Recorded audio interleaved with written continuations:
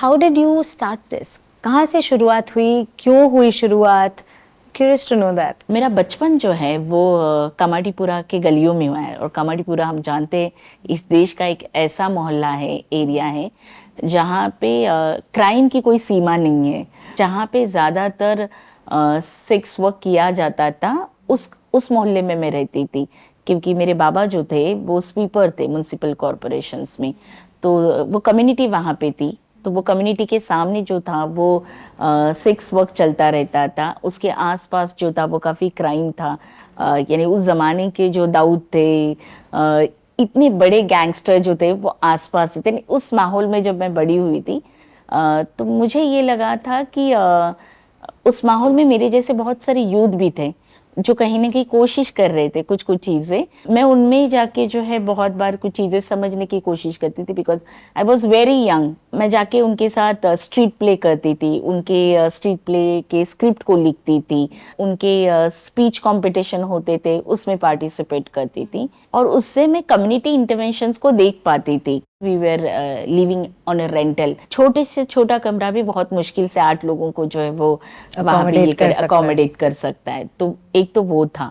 दूसरा कि उसका रेंट पे करने के लिए भी आपका एक परचेसिंग पावर होना चाहिए, कैपेसिटी होना चाहिए, जो मुझे उस वक्त लग रहा था मेरे पिताजी का था नहीं।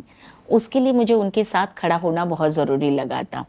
तो at the age of that 12 I started earning also. तो चाइल्ड लेबर मेरी ज़िंदगी का काफ़ी एक ऐसा दौर रहा जहाँ पे मैं मेरी माँ के साथ डोमेस्टिक वर्क के लिए जाती थी। तो जितनी भी वेकेशंस होते थे या हॉलीडेज़ होते थे या स्कूल टाइम के बाद जो था, मैं कुछ छोटी छोटी चीज़ें जो है वो करने की कोशिश करती थी, जिससे पैसे मिले, परिवार को जो है एक तरीके का सपोर्ट मिले फाइनेंशियली।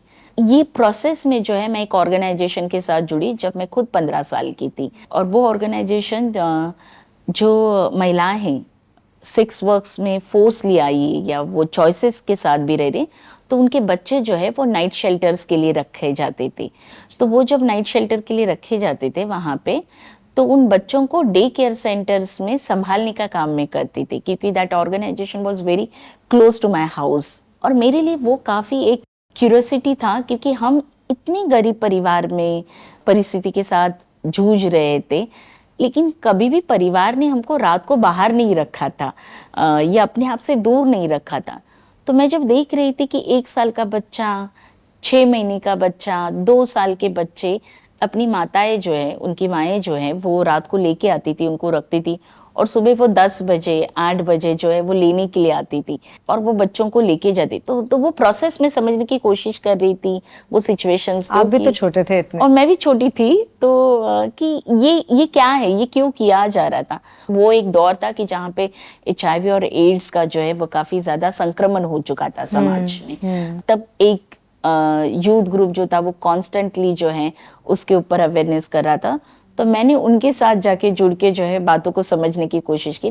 और वो वही दौर था जहाँ पे मेरी अपनी सेक्सुअलिटी भी जो थी वो एक आइडेंटिटी के साथ जो है वो मैं एक्सपीरियंस कर रही थी। आप भी टीनेजर्स थे। You are so passionate about this. मेरी शुरुआत हुई थी खुद के न्याय के लिए। कुछ कारणों से मुझे मेरी पढ़ाई जो है 12वीं के बाद थोड़े वक्त के लिए रोकनी पड़ी, क्योंकि मुझे बहुत ज़्यादा सपोर्ट फैमिली के सर्वाइवल के लिए देना था। बट मेरी माँ जो थी, और इसलिए मुझे लगता है कि औरतें काफ़ी समझदार होती हैं, उनको इंस्टिंक्ट पता चलता है अपने बच्चों को क्या महसूस हो रहा है। तो मेरा ड्रॉप आउट होना स्कूल से मुझे बहुत डिफ़िकल्ट कर रहा था सर्वाइव करने के लिए। बट वो ये भी जानते थे कि वो उनके लिए बहुत मुश्किल है कि इतने सारे बच्चों को पढ़ाए। तो उन्होंने एक कोशिश की, अब जहाँ पे वो काम करने जाते थे उनके साथ उन्होंने बात की। तो वो जो थे उन्होंने मेरी माँ को एक गाइड किया कि एक ऐसा कोर्स है जहाँ पे अगर आप उसको इनरोल करेंगे तो वहाँ पे उसको स्टाइपेंड मिलेगा और साथ साथ वो किताबों के साथ एंगेज रहेगी। जो 1 साल का कोर्स था, उस 1 साल के कोर्स में हर मंथ में मुझे 500 रुपीज जो था स्टाइपेंड मिलता था। वो कोर्स अभी भी चलता है? वो कोर्स अभी भी चलता है। वो कोर्स में मुझे काफ़ी एक अलग एक्सपोजर मिला था, जहाँ पे कंस्ट्रक्शन वर्कर जो थे उनके बच्चों को जाके मैं पढ़ाती थी। क्योंकि ये दुनिया जो थी वो मेरी किताबों की दुनिया थी, कि मैं ज्योग्राफी में पढ़ती थी कि यूपी बिहार वगैरह, बट मैं उन लोगों से मिल पा रही थी जो यूपी से आए थे, जो भी मेरे लिए वो काफ़ी बड़ी बात थी। वहाँ से क्यों आए हुए हैं? वही मैं समझने की कोशिश करने लगी कि वहाँ से बच्चे जो है अपने परिवार को छोड़ के जो है रास्ते पे क्यों रह रहे। एक 12 साल का बच्चा, एक 13 साल का बच्चा, एक 10 साल का बच्चा जो है वो रास्ते पे रह रहा है, लेकिन वो घर वापस नहीं जा रहा है। और वो जब मैंने समझने की कोशिश कर रही थी, तब मैं ये देख पा रही थी कि डेवलपमेंट सेक्टर में उस वक्त काफ़ी ज़्यादा चाइल्ड राइट्स मूवमेंट्स काम कर रहे थे।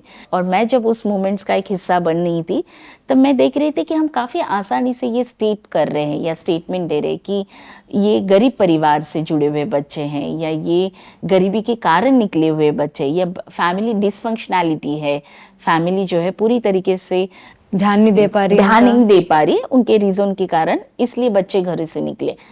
तो कुछ हद तक मैं भी उन कारणों से सहमत थी और मैं उसी लेंस से देख पा रही थी। पर जब मेरा ज़्यादा इंटरेक्शन उन बच्चों के साथ, वो यूथ के साथ हुआ, तब मैंने महसूस किया कि बात सिर्फ गरीबी की नहीं है, और एक इतना बड़ा वर्ग रास्ते पे रह रहा है, एक समुदाय के बच्चे अगर लगातार रास्ते पे आ रहे हैं, तो कुछ और बातें भी। और फिर मैंने वहाँ से रूट कॉजेज समझने की कोशिश की, और वो रूट कॉजेज को समझते वक्त मैं स्ट्रक्चरल वायलेंस को समझने लगी कि हमारे समाज में स्ट्रक्चरल वायलेंस मीन्स, यानी जो ढांचा हमारे समाज में बनाया गया है जाति का, कि आप इस समुदाय में हो, आप इस समाज से जुड़े हुए, तो आपके इतने ही अधिकार है, आपको यही चीज़ें जो है अवसर मिलनी चाहिए, आपके साथ यही बर्ताव होना चाहिए। तो ये जो स्ट्रक्चरल वायलेंस है, जो सिस्टमिक तरीके से किया जा रहा है, जिसका नतीजा है, जिसका परिणाम ये है कि एक समाज जो है काफ़ी सालों से आर्थिक रूप से दब के रह रहा है, उसका काफ़ी दमन हो रहा है। और जब उनका आर्थिक दमन हो रहा है, तब उनका सामाजिक दमन भी हो रहा है। और जब उनका सामाजिक दमन हो रहा है, तो उस परिवार से सबसे जो दुर्बल घटक है, जो बच्चे हैं या औरतें हैं, वो परिवार से छूट रहे हैं। और वहाँ से मुझे मानसिक स्वास्थ्य को लेके एक जो है कड़ी और ज़्यादा समझ में आई कि आप ये दमन के साथ अपने आप को कैसे कोप कर रहे हैं, आप कैसे सरवाइव कर रहे हैं। तो ये जब मैंने समझा, तो उसको और समझने के लिए फिर मैंने मेरी आगे की पढ़ाई को कंटिन्यू किया, और फिर मैंने मेरा बैचलर जो है वो खास करके साइकोलॉजी में करना पसंद किया, ये समझने के लिए कि अर्थ और मन का क्या मिलन है। तो मेरा 12 साल उस संस्था के साथ जो काम रहा, उसने मुझे काफ़ी ज़मीनी स्तर के मुद्दों को और गहराई से समझने के लिए जो है मौका दिया। पर दीपाली, अभी मुझे एक चीज़ बताइए कि आपने बच्चों के साथ इतना काम किया, तो आप जेंडर बेस्ड वायलेंस पे कैसे आई, और अब ऊर्जा एक्चुअली महिलाओं के साथ काम करती हैं जो घर छोड़कर आ गई हैं, तो इस पर आप कैसे आई? तो जैसे मैंने कहा कि जिस संस्था के साथ मैं जुड़ी हुई थी, वहाँ पे उन्होंने लड़कियों के साथ काम करना शुरू किया, क्योंकि जब वो रास्तों पे देख रहे थे कि बच्चे आ रहे, यानी मेल चाइल्ड आ रहा है, बॉय चाइल्ड आ रहे हैं, तो गर्ल चाइल्ड भी आ रहे थे, बट गर्ल चाइल्ड विजिबल नहीं हो रहे, वो इनविजिबल हो रहे। तो वो इनविजिबल क्यों हो रहे, तो उसका जब उन्होंने एक तरीके का रिसर्च करना शुरू किया, बेसलाइन करना शुरू किया, तब ये पता चला था कि लड़कियां या औरतें भी घरों से निकल के रास्ते पे आ रही हैं, बट वो इमीडिएटली जो है वो फ्लैश इंडस्ट्री में, सेक्स वर्क्स में जो है उनको लाया जाता है, क्योंकि वो अपने आप को रास्तों पे सुरक्षित नहीं महसूस करती, उनके पास वो एक्सपोजर नहीं होता है कि क्या क्या रिसोर्सेज बाहर अवेलेबल है। क्योंकि आप बचपन से 4 कमरों के अंदर ही रहते, आपके लिए आपके परिवार के जो मेल है या जो बड़े हैं वो डिसीजंस लेते। आप अगर बाजार भी जाते तो आपके साथ कोई ना कोई भेजा जाता है, आप कितनी बजे आएंगे इसके बारे में कोई ना कोई एक टाइम डिसाइडेड होता है। तब जब लड़कियां वायलेंस से जूझ के बाहर आती है, तब इतनी खुली दुनिया में उनके लिए बहुत मुश्किल होता है कि आप कहाँ जाए, क्योंकि वो एक्सपोजर इंडिपेंडेंट है ही नहीं। तो जब कहीं ना कहीं इस तरीके के पीम्स या ब्रोकर जो है या ब्रॉथल कीपर जब उनको अप्रोच करते थे, वो ट्रस्ट कर लेती थी उन पे, क्योंकि उनके लिए उस वक्त के लिए रूफ बहुत ज़रूरी था। और जब तक उनको वो पता चलता था कि यहाँ पे उनका एक्सप्लॉयटेशन होगा, उनको निकलना बहुत मुश्किल था वैसे। तो वो सर्वे में हमको ये पता चला था कि लड़कियाँ निकल के आ रही हैं और वो इनविजिबल हो रही हैं। तो एक वो था। फिर मुझे मौका मिला जो लड़कियों से हम उस वक्त संपर्क कर पाए, कांटेक्ट कर पाए कि वो घरों से क्यों निकल के आ रही है, कौन से समुदाय से हैं। उस पूरे कॉन्वर्जेशंस में, उस पूरी चर्चाओं में ये ज़्यादातर दिख के आया था कि ज़्यादातर लड़कियां देश के ऐसे कोने से आई जो बहुत ज़्यादा वंचित है, पीड़ित है, जिस समुदाय में ज़्यादातर शोषण हो रहा है। तो बहुत सारी लड़कियां यूपी से थी, राजस्थान से थी, गुजरात से थी, महाराष्ट्र के विदर्भा, मराठवाड़ा, जो काफ़ी बैकवर्ड स्टेट्स है या बैकवर्ड रीजन्स हैं, और जहाँ पे ज़्यादा कम्युनल वायलेंस हो रहे हैं, जहाँ पे रिसोर्सेज बहुत कम हैं। और जब ये सारी चीज़ें जब हैं, तब सवाल है कि वहाँ के मर्द इतने ज़्यादा नहीं निकल के आ रहे, माइग्रेंट हो रहे। माइग्रेंट का एक है जो इकोनॉमिक पर्पज से जो है वैसे आ रहे हैं, पर छोड़ के नहीं आ रहे, कि जिनका रिश्ता ही नहीं रहता है अपने समाजों के साथ, फैमिलीज के साथ। तो जब मैं उनके साथ काम कर रही थी, तो एक जो था कि उस वक्त जो है होम्स नहीं थे, शेल्टर होम्स नहीं थे, और इवन बच्चों के लिए भी होम्स नहीं थे, और विमेंस के लिए भी उस तरीके के होम्स नहीं थे।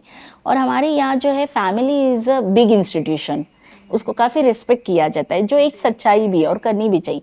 पर दूसरी सच्चाई को हम समाज जो है वो देख नहीं रहे कि यही इंस्टीट्यूशन एक्सप्लॉयटेशन भी कर सकते हैं, और वो कर रहे हैं। इसीलिए जो है बच्चे या इवन अभी हम सीनियर सिटीजन भी देख रहे हैं, या औरतें जो है वो घरों से निकल के आ रही है। मैंने देखा कि उस वक्त जो थे बहुत सारी संस्थाएं बच्चों को और लड़कियों को घर वापस भेज रहे थे, और जब वो वापस भेज रहे थे तो वो एक सोच उस वक्त की ऐसी थी कि परिवार ही सुरक्षित है, और परिवार सुरक्षित है, ये सोच के जो है उन बच्चों को घर वापस भेजा जाता था, जिसको हम रिहैबिलिटेशन का नाम देते थे जी। कि हमने जो जहाँ से आया उसको वापस भेजा।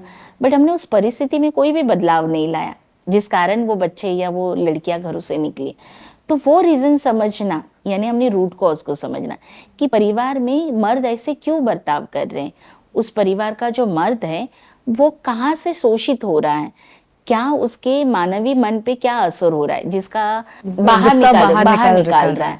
दूसरा कि जब किसी को रोज सर्वाइवल के लिए इतना स्ट्रगल करना पड़ रहा है उस परिवार की औरतों को और बच्चों को, तो उनकी एंजाइटी कहाँ पे होगी, उनकी चिंताएं, उनका तनाव जो है वो किस तरीके से असर कर रहा होगा। तो ये काफ़ी रिसर्च का जो एक प्रोसेस उस ऑर्गेनाइजेशन ने किया था, उसके फाइंडिंग में बहुत सारी चीज़ें स्ट्रांगली निकल के आई थी। और तब मुझे लगा कि हमने जेंडर बेस्ड वायलेंस को लेके और काम करने की ज़रूरत है, क्योंकि बच्चों के साथ तो बहुत सारे लोग काम कर रहे हैं, युवा के साथ काम करने की, और क्योंकि मैं उस दौर में युवा उम्र के साथ जो है वो गुजर रही थी, यानी तो मेरी अपनी भावनाएं जो थी, मेरे अपने संघर्ष जो थे, मुझे बार बार वो याद दिलाते थे कि जब, और ख़ास करके जब आप उसी तबके के साथ आते हो, उसी समुदाय से आते हो, तो आपको आप बहुत जल्दी कनेक्ट कर पाते हो कि किस तरीके से अपॉर्चुनिटीज़ सही वक्त में आपको नहीं मिलने से आपका संघर्ष कितना मुश्किल हो जाता है। और बहुत सारी चीज़ें, सपने जो है वो आपके छूटते हुए जब आपको दिखाई देते, तो वो जो पेन होता है उसको आप बता भी नहीं सकते, कि जब आपको लगता है कि आप उसके काबिल हैं, बट आपकी काबिलियत को कोई रोक रहा है आपको काबिल बनने से। Deepali, thank you so much for being on our show. इतना अच्छा लगा just to be able to discuss and understand कि एक्चुअल होमलेसनेस का जो आइडिया है, जो हम देखते हैं, उसका रूट कॉज क्या है वो समझना, और आप उसके लिए क्या कर रहे हैं। It's a difficult task what you have set on. It's not easy because systemic change लाना बहुत ही कठिन काम है, but hats off to you and thank you so much. Thank you, Padma. Shelter homes are a country's response to not just homelessness, but also gender-based violence at a community level. The women here have a shared solidarity, a shared struggle, but they all know that this is not a permanent solution. Now, what can we do about this? We are not asking you or even me to open up our homes to the homeless, but what we are hoping for is to have our views change, to have our perspectives change about them. We are hoping that people like you and me are able to help organizations with their time and financial aid. We are hoping that we all help our house help take a stand against the cycle of violence and unacceptance in her life and in her home. This is something to think about, and I leave you with that thought. Till then, namaste, and see you again on In Pursuit Of.